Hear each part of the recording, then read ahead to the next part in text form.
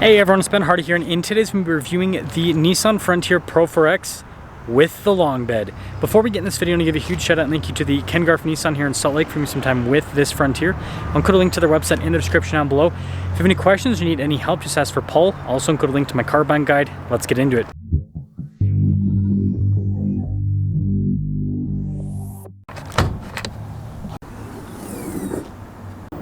Under the hood, we have a 3.8 liter V6 naturally aspirated that goes through a 9-speed automatic. Fuel economy is 16 around town and then 20 on the highway, with power outputs being 310 horsepower and then 281 pound-feet of torque. Before we move forward with this review, I do want to mention if you want to see more videos just like this, then I recommend you subscribe because I post content every single day. Now this is the Pro-4X package, which is Nissan's off-road package, and I love this gray paint. It looks really cool. It's like this flat gray. But anyways, I've already reviewed one of the Pro-4Xs, so I'll just quickly focus on some of the cool details. You got the nostrils there up front, you got the Nissan logo down below. You can see with the painted tow hooks there. We've got skid plate protection as well. But just a cool looking truck. And then the Pro-4X also comes with these fancy pants wheels as well. And then you've got the more aggressive all-terrain tires that come with this. And then this does come with Bilstein suspension. So that's going to help out with off-road dampening.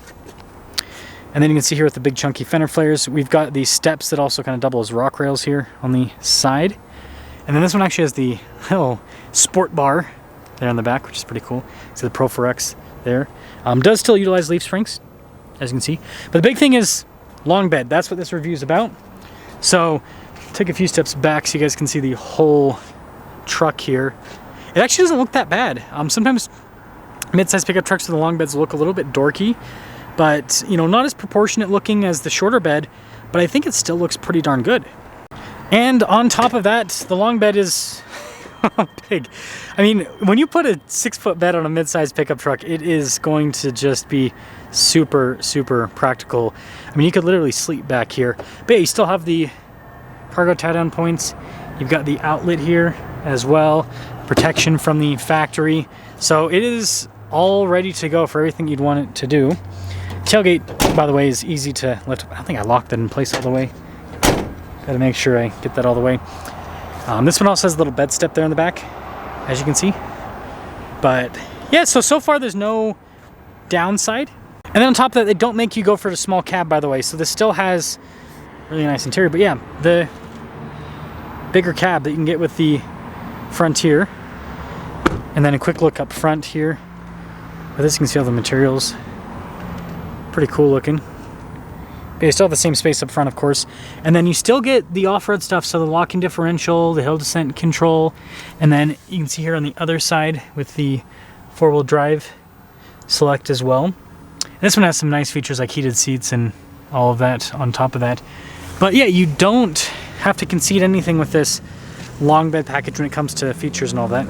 And then this leads us to the pricing. So you guys can see here, crew cabin, we'll say long wheelbase because of the long bed, so it extends things a little bit. There's your base MSRP is $42,270. This one has some options added to it on top of that. But there's your total MSRP on this one, so $50,570. So it's going to be a little bit more expensive than a short bed Frontier. But anyways, the most important thing is let's pick it out, drive it, see how the long bed performs, see if it's easy to maneuver, comfortable, all that kind of stuff. Oh well, Frontier. See, this one actually has the 360 camera too. This is a nice machine. I'm really excited to see how this performs because, you know, I feel like Toyota's kind of had a monopoly with that Tier D off-road long bed on the Taco. So finally having some competition, and some competition that's got a V6. Unlike Toyota's dorky turbo 4-cylinder.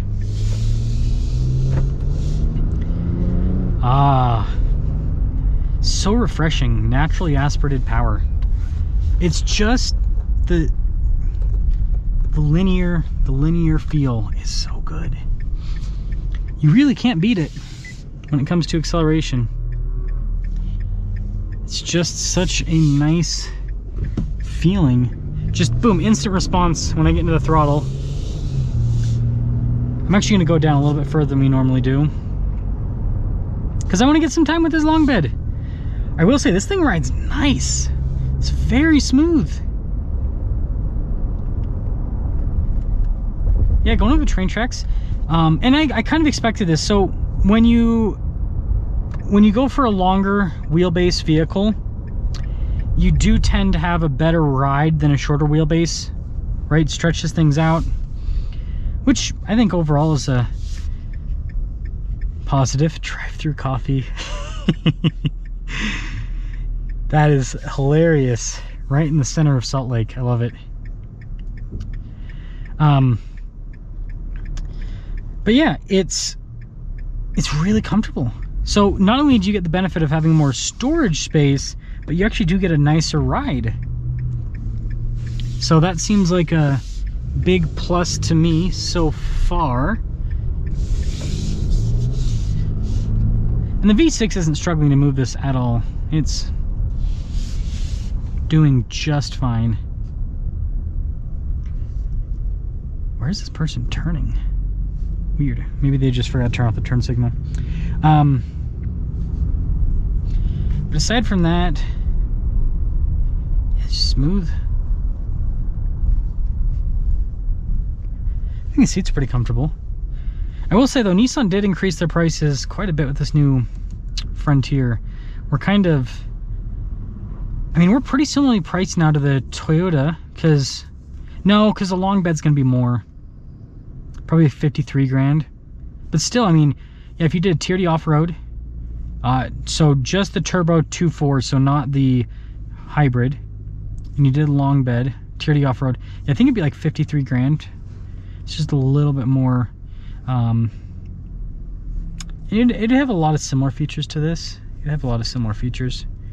So Nissan's definitely increased their pricing, and I think it's because they know that they're the last show in town, right? I mean, I guess the Gladiator still has a V6, but Gladiators don't really count because they're even more expensive, and it's a convertible, and it's kind of in its own little world. But I mean, yeah, Colorado's 4-cylinder, Tacoma's 4-cylinder, Ranger. I mean, you can get a turbo V6 with a Ranger, but if you want a good old-fashioned naturally aspirated V6, can't get that from Ford anymore. So I guess the Ridgeline still has a V6, but some people still debating whether or not that's actually a truck.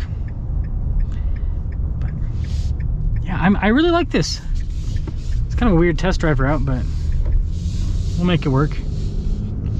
I just think this drives, it's so smooth. And every single time I drive the Frontier, I always just, I love it. It's really impressive how it, just everything that this feels, this is a very tactile truck. It doesn't have necessarily like the most modern stuff with everything, but it's got modern enough tech, and it still has that kind of rugged feel that you don't get in pickup trucks anymore. And that's why I always say that Nissan needs to make a new Xterra, because that would just, oh, that'd be so good. This V6 with a shorter wheelbase SUV, sign me up. But yeah, the long bed, I think it's worth it.